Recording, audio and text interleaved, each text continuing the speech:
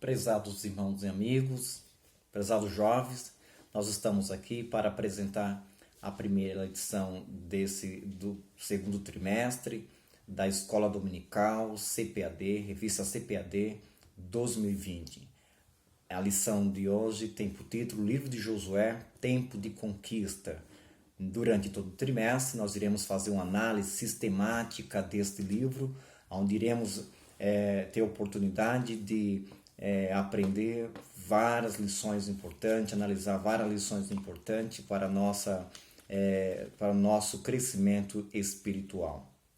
No livro de Josué, nesse trimestre, nós iremos também conhecer o binômio, né, que é fé e obediência, que Josué vai apresentar essas virtudes, da qual também temos muito que aprender durante todo esse trimestre. Bom, nossa leitura bíblica se encontra no livro de Josué, capítulo número 1, versículo de número 1 ao 6, que fala sobre o contexto em que se deu a chamada de Josué, o contexto também ali onde ele se encontrava e como Josué vai reagir diante da chamada de Deus. Hoje nós não iremos falar sobre a chamada, porque a lição do próximo domingo, nós iremos fazer uma leitura rápida, conhecer sobre algumas lições, algumas questões importantes a respeito deste livro. Pois bem, os objetivos da lição de hoje são apresentar um panorama geral do livro de Josué de forma bem rápida, também compreender o propósito, a divisão interna e o valor histórico desse livro para o povo de Deus. Também nós iremos conhecer os fatos que antecederam a história do livro de Josué. Assim vamos conhecer o primeiro ponto, que é o livro de Josué. Pois bem, o livro de Josué ele foi escrito por cerca de 1400 anos antes de Cristo. E alguns achados arqueológicos corroboram com essa afirmação. Uma delas é a destruição da cidade de Jericó, que vai culminar justamente com os relatos históricos de que foi Josué quem destruiu aquela cidade por volta do ano 1400 a.C. Um outro dado importante também é que o autor desse livro é creditado ao próprio Josué, filho de Num, não é? Já começa a leitura falando, o livro já começa falando a respeito de Josué, filho de Num. Embora há algumas informações de que outros outros copistas, não é? Pode ter escrito esse livro, em especial os últimos relatos que fala a respeito da morte de Josué, a maior parte do livro foi escrito por ele mesmo. Então, os estudiosos concordam de que foi Josué o autor deste livro. Bom, um outro ponto importante que precisamos observar também é como era o mundo da época de Josué. Primeiro, em relação à terra de Canaã, era uma terra ocupada por várias cidades-estados, e ali nós tínhamos, existia vários pequenos povos muito guerreiros, e eles eram organizados em cidade-estado, como já colocamos, mas havia muita rivalidade entre eles. No contexto universal, no contexto mundial, existiam outras civilizações como o Japão, algumas nações europeias, e mais tarde também, por volta do ano 1200 a.C., vai também ter o surgimento da Babilônia e também a Síria. Essas duas nações, embora foram povos que fizeram história, estabeleceram grandes impérios, hoje ele já não mais existe. E Israel continua como uma nação, como exemplo de nação, um projeto de Deus para o mundo. Então, nesse primeiro tópico, nós já fizemos uma visão panorâmica sobre o livro de Josué, conhecemos a autoria e também o mundo da época de Josué. Também é importante conhecer o que seria a terra de Canaã. A terra de Canaã é um estreito à margem do rio do Mediterrâneo e mede cerca de 290 quilômetros de comprimento por 65 de largura. Então é uma pequena faixa de terra.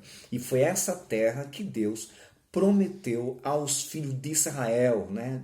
Prometeu aos patriarcas, e agora Josué estava sendo convocado, né, para fazer com que os filhos de Israel tomasse posse dessa terra, uma terra rica e muito abençoada, rica em condições minerais, que Deus tinha preparado para o seu povo.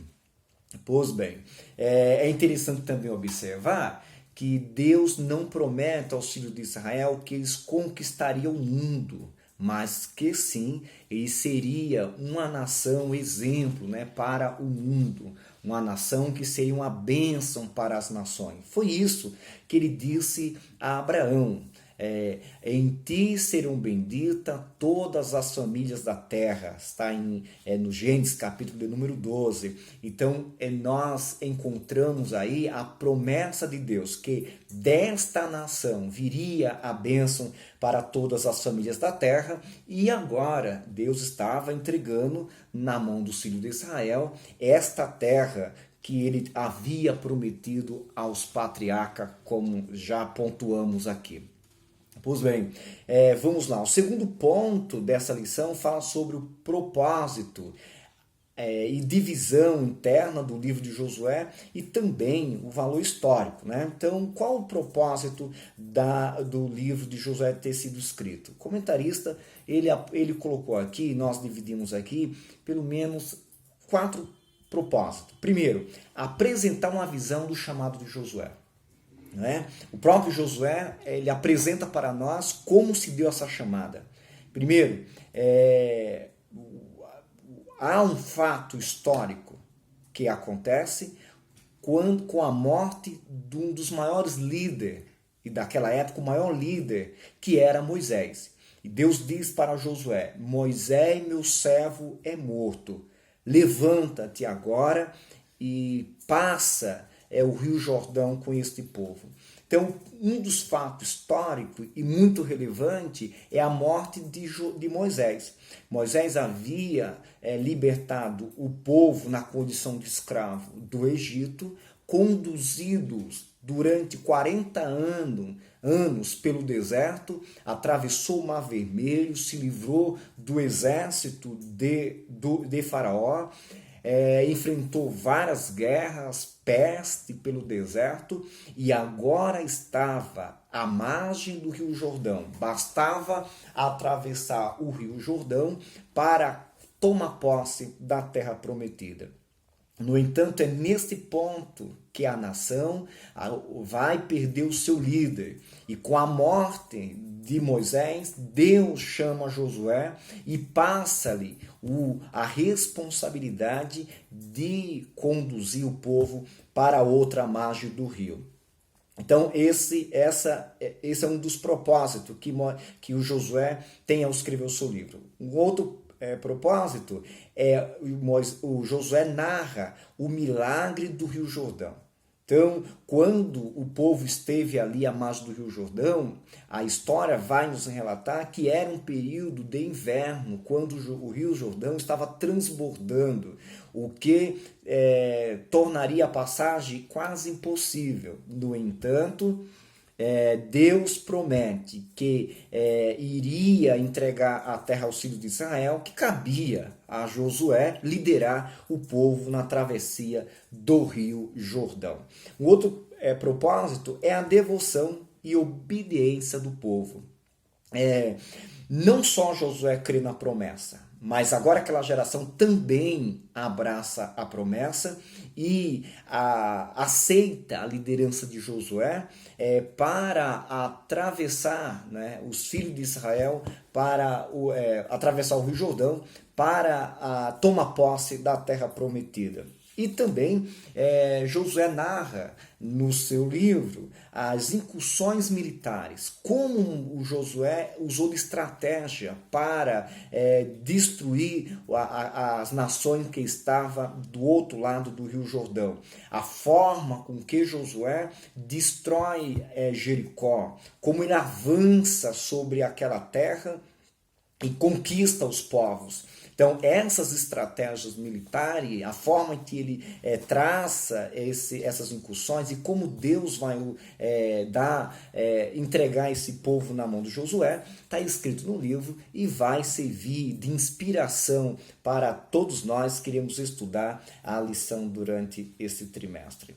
Por fim, chegamos no último ponto, que é os antecedentes históricos, né, da chamada de Josué. E tem o comentarista, ele vai apresentar três situações bem importantes. Primeiro, o deserto que eles haviam caminhado durante 40 dias chegou ao fim.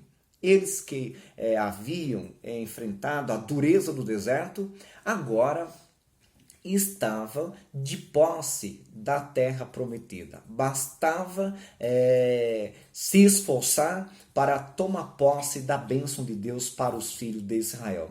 E para isto, eles já não contavam mais com a coluna de fogo, né? Eles já não contavam mais com os milagres, mas Deus haveria de manter os seus cuidados sobre os filhos de Israel. Um outro antecedente também é as últimas palavras de Moisés, quando ele vai convocar o povo, lembrar o povo, né? Como Deus conduziu eles durante todo o deserto, destruindo nações e protegendo aquela multidão, né, pelo deserto, não o deixando ser destruído. E também Moisés, né, vai motivá-los, exaltá-los a continuar confiando, dependendo de Deus.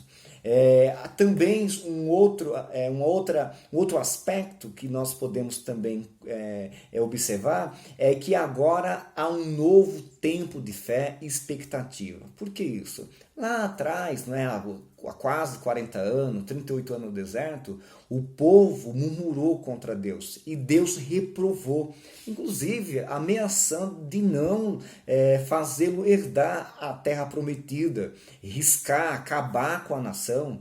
Agora você tem uma geração de jovens, né, que não mais aqueles que saíram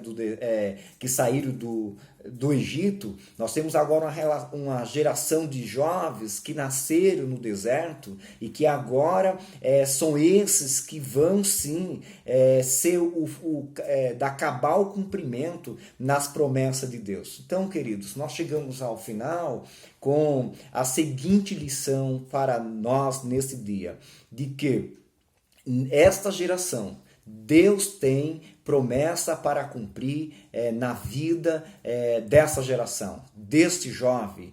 Eu sei que Deus fez muitas promessas no passado aos nossos pais na fé, não é? A outros que trabalharam tanto, e agora Deus conta conosco, Deus conta com você para engrandecer o seu nome, glorificar o seu nome nestes dias, não é? Nas promessas que Deus prometeu que cumpriria por estes dias, eu e você, que Deus conta nesses últimos dias para fazer cumprir as suas promessas. O que precisamos apenas é confiar, né, e obedecer ao Senhor conforme fez Josué. Por certo, iremos tomar posse das promessas de Deus para nossas vidas. Deus abençoe, até o próximo encontro, próximo domingo estaremos de volta com mais uma lição desse trimestre e, por certo, Deus vai abençoar a sua vida. Deus abençoe.